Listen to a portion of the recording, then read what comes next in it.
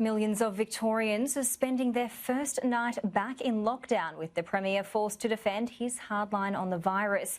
There was just one new COVID case in the state today, but concerns remain that the UK strain could have spread much further than already known.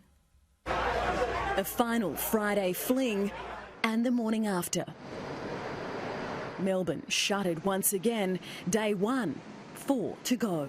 Oh, look, it's not ideal, but probably making the best of a bad situation. With 30 minutes till lockdown.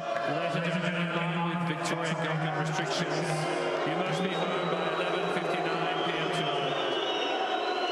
Therefore, all patrons are required to leave the arena now. Play will be suspended while the arena is cleared. Reluctant tennis fans cleared out of the stands to be home by the stroke of midnight. But this is no fairy tale.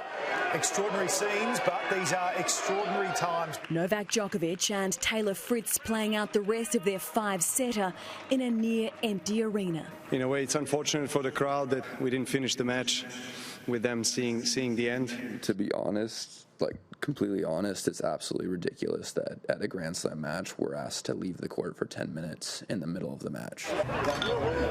Across the rest of Melbourne, the call of last drinks saw restaurants packed. In Chinatown, a case of counting down to a new year, but an old lockdown. While COVID-weary restaurant owners who've stocked up for Valentine's Day diners... Anybody in hospitality knows that that's one of our biggest weekends of the year. ...left counting their losses and asking, where is the love? We've bought a hell of a lot of stock. I mean, we've put seafood platters on the menu, oysters, things like that. What are we supposed to do with that? Victoria cannot handle another full lockdown. If it's greater than 5 days, we're going to see some big problems in the future. What do I think about it? It's a crock of shit. That's what I think about it. I know that a lot of people will be hurting today. This is not the position that Victorians wanted to be in. In the final hours of freedom, anti-lockdown protesters gathered at Flinders Street Station.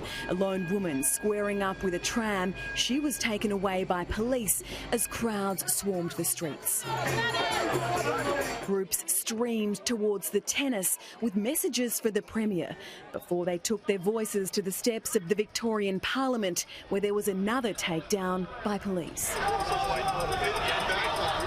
Whether it be popular or not is of no concern to me. This is not a popularity contest, it's a pandemic. Victoria has been plunged into a 5-day snap shutdown with stay-at-home orders, no school, no weddings, no gatherings, as health authorities work to pull up the stronger UK strain of the virus, threatening a third COVID wave. So far, the cluster, which began in hotel quarantine at the Holiday Inn, has grown to 14. Just one new case today, a friend of one of the infected Holiday Inn staff.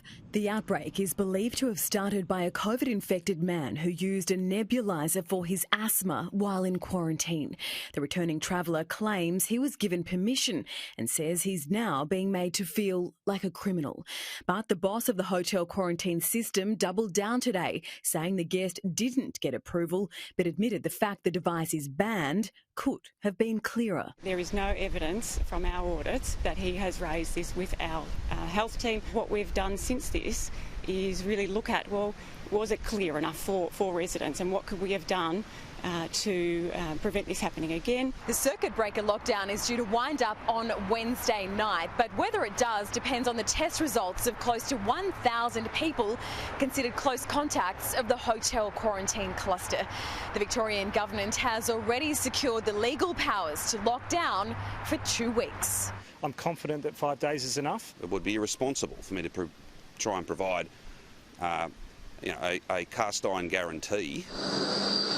Tonight, the third round of COVID limbo for a state running on empty.